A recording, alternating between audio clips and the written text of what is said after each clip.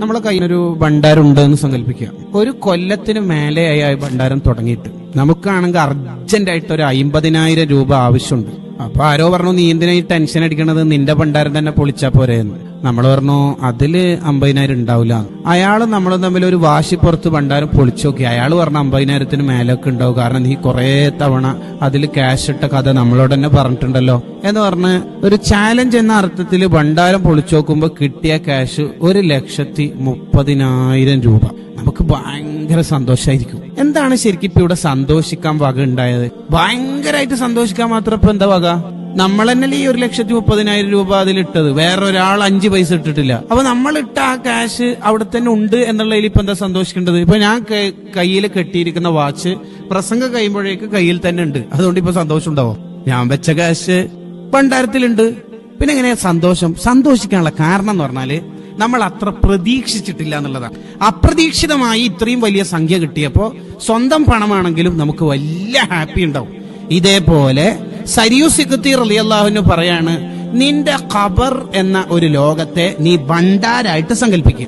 എന്നിട്ട് 10 നോട്ട്, 5 കോയന് കണ്ടാളോടെല്ലാം സലാം പറയാ.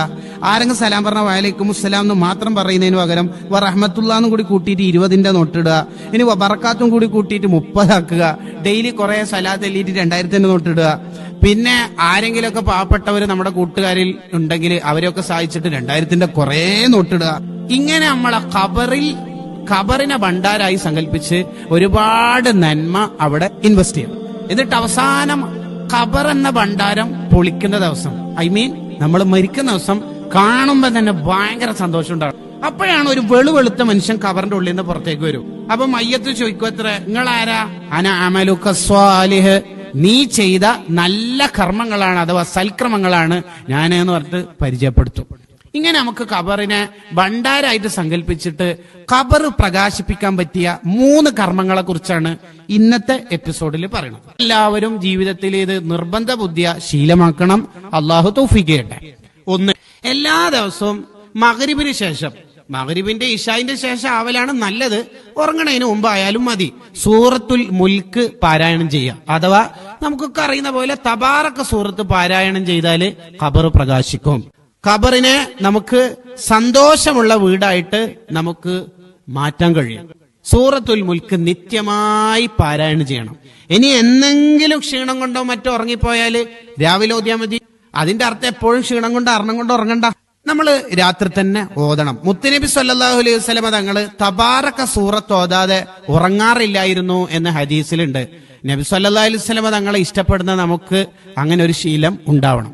രണ്ടാമത്തെ എന്താന്ന് വെച്ചാല് ഖബർ പ്രകാശിക്കാൻ, ഖബറിൽ സുഹൃതങ്ങളെ കൊണ്ട് നമുക്ക് സുഖിക്കാനുള്ള ഒരു നന്മ സൂറത്തു യാസീൻ ഡെയിലി ഓതുക എന്നുള്ളതാണ്. യാസീൻ സൂറത്ത് ആരെങ്കിലും മരിച്ചാൽ അവിടെ പോയിട്ട് ഓതുന്നതിന് പുറമെ, നമ്മൾ മരിച്ച ആരെങ്കിലും യാസീൻ നമുക്ക് ഓതുന്നതിന്റെ പുറമെ നമ്മൾ മരിക്കുന്നതിന് മുമ്പ് ജീവിക്കുമ്പോ കുറെ യാസീൻ ഓതണം. അത് ഏറ്റവും പ്രധാനമാണ്. നിങ്ങൾക്കറിയോ, ഒരു മയ്യത്തിനെ ഖബറടക്കിയിട്ട് എല്ലാരും പിരിഞ്ഞു പോയപ്പോ ഒരു മഹാൻ അവിടെ തന്നെ നിന്നു. ആ മഹാൻ ഇങ്ങനെ നിൽക്കുന്ന സമയത്തുണ്ട് ഈ ഖബറിന്റെ ഉള്ളിൽ നിന്ന് ഒരു കറുത്ത നായ പോലത്തെ ഒരു ജീവി പുറത്തേക്ക് ഓടുന്നത്. ആ നായ പിടിച്ചിട്ട് ചോദിച്ച്, ഈ എന്താടോ, ഇതാരാണ് സംഭവം? ഞാൻ ഇയാള് ചെയ്ത തെറ്റുകുറ്റങ്ങളെ എന്നെ ഈ നായന്റെ രൂപത്തിൽ രൂപാന്തരപ്പെടുത്തിയതാണ്. നീ എന്തിനാണ് ഇവിടെ വന്നത്? ഇയാളെ ശല്യപ്പെടുത്താന്, ഇയാളെ ബുദ്ധിമുട്ടിക്കാൻ. പിന്നെന്താ നീ ഖബറിന്റെ ഉള്ളിൽ നിന്ന് പുറത്തേക്ക് ഓടുന്നത്? സത്യത്തിൽ ഇയാളെ ബുദ്ധിമുട്ടിക്കാനാണ് ഞാൻ വന്നതെങ്കിൽ പോലും ഇയാൾ ഡെയിലി രാത്രി യാസീൻ ഓതുന്നതാ.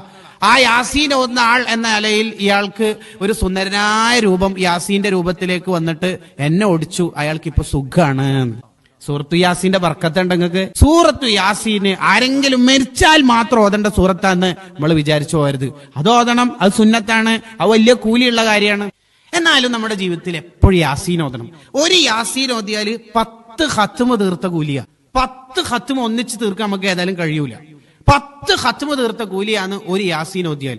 ഡെയിലി ഒന്നിക്കിൽ രാവിലെ സുബഹിക്ക് ശേഷം അല്ലെങ്കിൽ രാത്രി നമുക്ക് ഓതാൻ കഴിയണം. അള്ളാഹു തൗഫീഖ് നൽകുമാറാവട്ടെ. ഖബറിൽ ഏറ്റവും കൂടുതൽ ഉപകാരപ്പെടുന്ന മറ്റൊരു നന്മ എന്താന്ന് വെച്ചാല് സ്വതക്കയാണ്. നമ്മളടുത്ത് എന്തെങ്കിലും ഉണ്ടെങ്കിൽ ബാക്കിയുള്ളവർക്ക് ഷെയർ ചെയ്യണം. ഓന്റെ ബർത്ത്ഡേക്ക് എനിക്ക് എന്തെങ്കിലും കിട്ടണം എന്നല്ല നമ്മൾ ചിന്തിക്കേണ്ടത്. നമുക്ക് എന്തെങ്കിലും സന്തോഷമൊക്കെ ഉണ്ടാവുമ്പോൾ മറ്റുള്ളവർക്ക് ഷെയർ ചെയ്യാനുള്ള ഒരു മനസ്സ്, നമ്മുടെ കയ്യിലുള്ള വെള്ളം, അയാളുടെ ബസ്സിന്റെ പൈസ ഞാൻ എടുക്കാം, എന്റെ വീട്ടിൽ നിന്ന് അയാൾക്ക് ഭക്ഷണം കൊടുക്കാം, ഇങ്ങനെയാണ് നമ്മൾ ചിന്തിക്കേണ്ടത്. ഇങ്ങനെ ഈ 3 നന്മകളെ ജീവിതത്തിൽ നെഞ്ചേറ്റിയാൽ ഖബർ നമുക്ക് വെളിച്ചമാകും.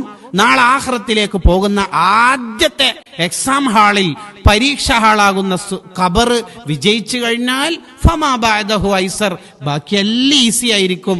അല്ലാഹു തൗഫീഖ് നൽകുമാറാവട്ടെ.